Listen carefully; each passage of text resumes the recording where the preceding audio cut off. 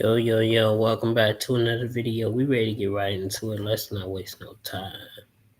Is WrestleMania here, back with another video. Now it's time for 2025's Money in the Bank show, where a superstar's career can change forever by winning that all-important briefcase. Join us now as we recap the show and look at the good, the bad, and the downright ugly, and also have major news as Triple H has reversed his decision and brought back R-Truth. Yep, we won. Was this a whole storyline? Or did WWE really change their mind? Well, we have the news all here. There's also a big announcement on WrestleMania 42 and a huge return for Raw. Be sure to subscribe and hit that notification bell for daily wrestling videos and follow us on Facebook for exclusive lists. Also check out our new videos on WrestleMania XL. Now let's get straight into the recap, as the first match is a women's Money in the Bank ladder match of Alexa Bliss, Roxanne Perez, Rhea Ripley, Julia, Naomi, and Stephanie Vaquer. Now it's down to Alexa Bliss and Rhea Ripley as they both climb the ladder. However, Naomi pushes the ladder over, neutralizing her remaining opponents and securing the briefcase for the all-important win, as Naomi is now Ms. Money in the Bank of 2025. Next up, it's a match that got added at Worlds Collide as Intercontinental Champion Daddy Dominic Mysterio takes on Octagon Jr. Dominic gets the early advantage, but Octagon Jr. rallies, going for the top rope only for the dastardly Liv Morgan to distract him. Daddy Dom throws over Octagon Jr. off and he hits a frog splash for the win as Dominic Mysterio retains the IC Championship. Next up is a Women's Intercontinental Championship match as champion Lyra Valkyria takes on Becky Lynch. Lyra shows the same fire that led to her first win over Becky, however Lynch manages to hold the champion off until she reverses a roll-up on Valkyria using a handful of tights for the win.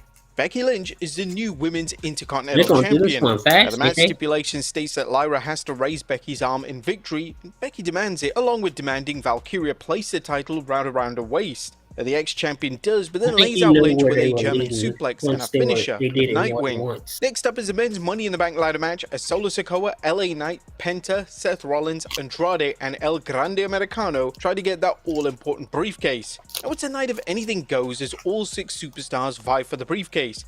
Things look bleak for Seth, so he calls in reinforcements, but he's not the only wrestler with backup, and Solo's allies show up, paving the way for Solo to climb the ladder, but that is until Jacob Fatu pulls Solo from the ladder and we hear that all-important "I hate you" Solo. He pummels him, but this allows Seth Rollins to climb up the ladder and secure the briefcase, as Seth Rollins wins the Money in the Bank briefcase for the second time. But now it's time for the main event, as Cody Rhodes and Jey Uso take on John Cena and Logan Paul.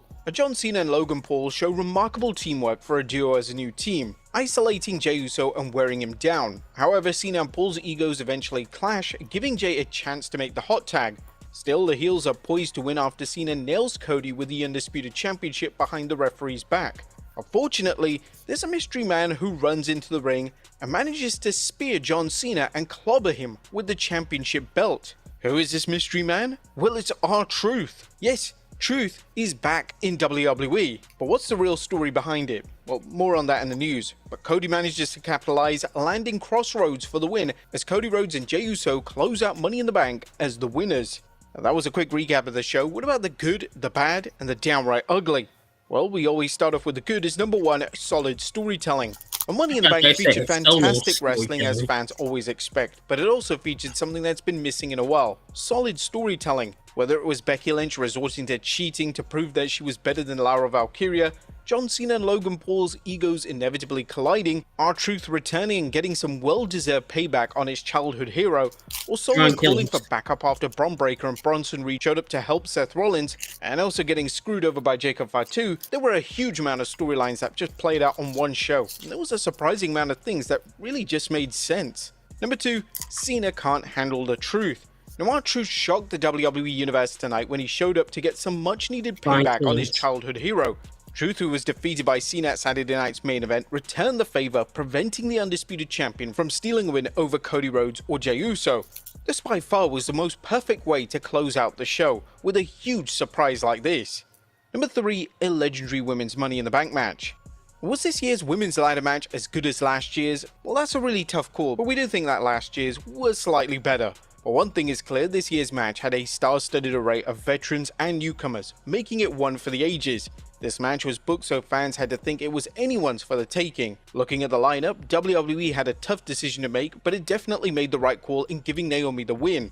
Naomi's work has been phenomenal since her WWE return, including her run alongside Jade Cargill as WWE Women's Tag Team Champion, or a heel turn. Naomi has always had the talent and charisma to main event, but it took a year of reminding fans of this, and now there's no telling what's next for her as she has the briefcase. Number 4, some sizzling spots. Now, the women's and men's Money in the Bank ladder matches were both solid, whether it was a wrestling or house storylines intertwined into it. However, no Money in the Bank show is complete without some unforgettable high spots, and this year's had some classics, including Stephanie Vaquer performing the Devil's Kiss to Rhea Ripley on the ladder, and another highlight was Andrade delivering a wicked-looking sunset flip powerbomb to El Grande Americano from off the ladder. Any of you forget one of the craziest spots that we've seen of El Grande Americano managing to clip that ladder and climb right up it. Just incredible athleticism all round. Number 5, Stephanie Vaquer, WWE's Iron Woman. Now it's official, Stephanie Vaquer can do it all. The former NXT Women's North American Champion and NXT Women's Champion had a hellacious schedule over the last 24 hours, including a match on SmackDown, her bout at Worlds Collide, and tonight's fantastic performance in the women's ladder match. The 33-year-old superstar showed no wear and tear, but it had to be really tough going into a ladder match after wrestling 2 other matches. Let's hope Vaquer's performance lands her more opportunities rather than WWE taking her for granted. Number 6, Jacob's Ladder. It's been a long time coming, but Jacob Fatu finally showed Solo Sikoa he's nobody's fool, initially helping Solo with an assist from JC Mateo to overcome Seth Rollins' allies Bronson Reed and Bron Breakker, who also delivered an insane spear. They managed to set up the ladder for Solo to win the briefcase, or so it seemed. The Samoan werewolf dragged Solo from the ladder and beat him senseless, finally ending the long brewing tension between the two. It's unknown what's next for Jacob, but hopefully this leads to bigger things for the US champion. But we're guessing that WWE is going to build that match towards SummerSlam. We probably won't get Jacob Fatu versus Bron Breakker just yet. Number 6, Becky's big time win. Becky Lynch is your new Women's Intercontinental Champion, a situation that undoubtedly will have Lyra Valkyria fans up in arms. No, we weren't going to put this in the bad and title it Becky Hogan. This is actually a good thing. Lynch's tainted win opens the door for some potentially great scenarios, including leaving a spot open in the women's world title picture, adding to the prestige of WWE's new title, and creating exciting storylines where Lyra Valkyria chases Lynch for the title. They're definitely going to go for number 3. It's also worth mentioning that Lyra had a solid run as champion, including a previous win over Becky Lynch and a brief run with the Women's Tag Team Championship. Things are definitely looking bright for Lyra and the Women's Intercontinental Championship, which is great news for Raw's women's undercard. Number 8, 28 years of Michael Cole. Congratulations to Michael Cole as Money in the Bank marked his 20th anniversary in the WWE. As Cole devotees know, the backstage interviewer worked his way into the announce booth, eventually becoming WWE's #1 broadcaster. It's definitely been a wild ride, with Cole reportedly missing less than a handful of appearances in the announce booth and enjoying a career renaissance following the departure of someone screaming into his headset. More than a few fans have noted how improved Cole's work has been now that he's no longer on the short leash, and it's become even more valuable to WWE. Is Mr. Iguana the next big thing? Now is Triple A sensation Mr. Iguana poised to become the next big thing in WWE? While that could be a little premature, there's no denying that Mr. Iguana has a certain je ne sais quoi that makes him stand out in AAA, and it may lead to a fun run in NXT. I mean, seriously, this guy was more over than the majority of the main roster. Whether Mr. Iguana turns out to have legs or is a flash in the pan remains to be seen, but don't be shocked to see him pop up in NXT as WWE tests the waters. But that was a good. What about the bad? Is number 1, lousy logistics. WWE may want to rethink its decision to book 2 shows in one day, as many empty seats early on in Money in the Bank made it look like an episode of AEW Dynamite. Sorry. When they panned over the crowd and Michael Cole yelled out that it was sold out, you could see that it wasn't, and there was many empty seats in the arena. Now apparently reports suggested that this was due to traffic, or parking issues, or even the ICE protests going on outside. Asking fans to fork over the dough for 2 wrestling shows in one day is a lot, and asking them to make the trip from one arena to another is just as bad. Hopefully this was just a case of growing pains, as the crowd did eventually fill out, but it's something worth keeping an eye on. Number 2, WWE has zero shame. Should we even bother pointing out WWE's latest shameless use of advertising? Of course, as we know, we're not alone in our disgust at WWE monetizing everything in sight, whether it was SmackDown's Slim Jim sponsored tables or tonight's advertisings on a ladder, making this I the had to get Fireball ladder. it. Turns It's out gone from it's surreal I to was looking for stupid, it. with WWE showing there's no Awesome. limit to what they'll do to I like squeeze the a buck AEW from the product. LA Knight is over. Now, unfortunately, LA Knight has now had 3 chances to win the Money in the Bank briefcase, and now it seems almost certain that Triple H really has no faith in LA Knight winning and carrying on the briefcase as a main eventer.